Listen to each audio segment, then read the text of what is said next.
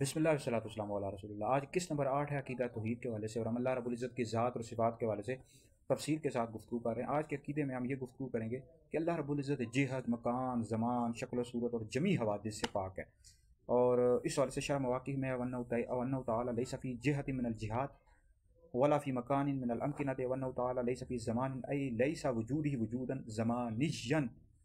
تو اس حوالے سے اچھا، یہ اللہ رب العزت کو بعض لوگ کہتے ہیں کہ اللہ رب العزت حاضر ناظر ہے، جیسے دیوبندی وہابی اللہ رب العزت کو حاضر ناظر کہتے ہیں۔ تو میں ان کو چیلنج کرتا ہوں، دیوبندیوں وہابیوں کو، کہ اللہ رب العزت کے جو اسماء الحسنی ہیں، اللہ رب العزت کے صفاتی نام ہیں، ان میں سے حاضر ناظر دکھاؤ ہمیں، کہاں اللہ رب العزت کا یہ صفاتی نام ہے؟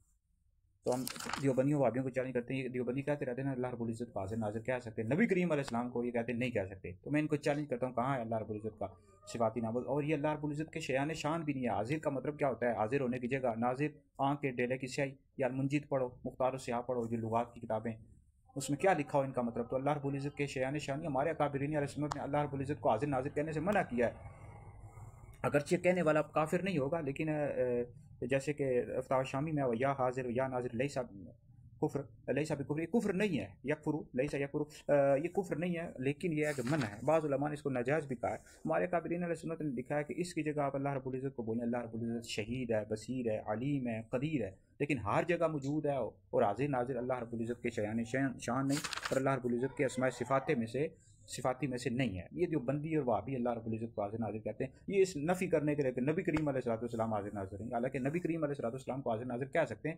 اس کا مطلب یہ ہے، جب ہم حضور کو حاضر ناظر کہتے ہیں تو اس کا مطلب یہ ہوتا ہے کہ نبی کریم علیہ السلام اپنی قبر انور میں موجود ہیں اور تمام عالم کو دیکھ رہے ہیں، اور جہاں چاہتے ہیں اللہ رب العزت نے آپ کو اختیار دیا، تشریف لے کر چلے جاتے ہیں۔ یہ اختیار، یہ مطلب نہیں ہے حاضر ناظر کا کہ سرکار علیہ السلام اپنے جسم اقدس کے ساتھ ہر جگہ موجود ہیں، یہ ہرگز بھی مطلب نہیں ہے۔ یہ دیوبندی وہابی جو ہے نا، مسلمانوں کو تنگ کرنے کے لیے اس طرح غلط باتیں پھیلاتے رہتے ہیں۔ اب شیخ عبدالحق متصدیلوی رحمۃ اللہ علیہ جیسے عالم، بڑے محقق، جن کو دیوبندی بھی مانتے ہیں، انہوں نے کیا لکھا ہوا ہے سلوک اقرب السبل میں، اور اس طرح دیگر جو کتابیں ہیں، مکتوبات شیخ ما اخبار الاخیار، کہ نبی کریم علیہ الصلوۃ والسلام اپنی حقیقی زندگی کے ساتھ دائم اور باقی ہیں، اور امت کے احوال پر حاضر ناظر ہیں۔ یہ شیخ صاحب لکھ رہے ہیں، دیوبندیوں غور و فکر کرو۔ اور حقیقت کے طلبگاروں کو جو آپ کی طرف متوجہ ہیں، اس کو فیض بھی پہنچاتے ہیں، ان کی تربیت بھی فرماتے ہیں، اور اس میں نہ تو مجاز کا شائبہ ہے، نہ تعویل کا، بلکہ تعویل کا وہم بھی نہیں۔ اب دیوبندیوں کے سامنے اس طرح کی بارات پیش ہوتی ہے نا کہ حضور علیہ السلام حاضر ناظر ہیں جی، امت کے اکابرین لکھتے رہے، تو اس میں تعویل کرنا شروع کر دیتے ہیں، کہتے ہیں جی شیخ صاحب کی یہ مراد ہوگی، یہ مراد ہوگی، اور اس طرح تعویل نہیں کر سکتے۔ شیخ صاحب کہتے ہیں حضور حاضر ناظر ہیں، پھر یہ حدیث نہیں پڑھی، قبر میں نبی کریم علیہ السلام کے متعلق سوال ہوگا۔ یہ تین سوالات ہوتے ہیں۔ ایک سوال یہ بھی ہوگا، ما کنت تقول فی ھذا الرجل، یہ بخاری پڑھو، کتاب الجنائز پڑھو، کہ نبی کریم علیہ السلام کے متعلق سوال ہوگا۔ سوال تو تین ہوں گے، یہ برحق ہیں، یہ حدیث سے ثابت ہیں۔ البتہ اب نبی کریم علیہ السلام قبر میں تشریف لاتے ہیں یا نہیں لاتے، اس سوال سے اختلاف ہے۔ ہمارے اکابرین علیہ سنت نے بعض میں لکھا ہے کہ نبی کریم علیہ السلام خود تشریف لاتے، حاضہ یہ اس میں اشارہ قریب کے لیے استعمال ہوتا ہے، جیسے شیخ عبدالحق متصدیلوی رحمۃ اللہ علیہ نے شیعہ العلماء میں لکھا ہے، پڑھو دیوبندیوں پڑھو۔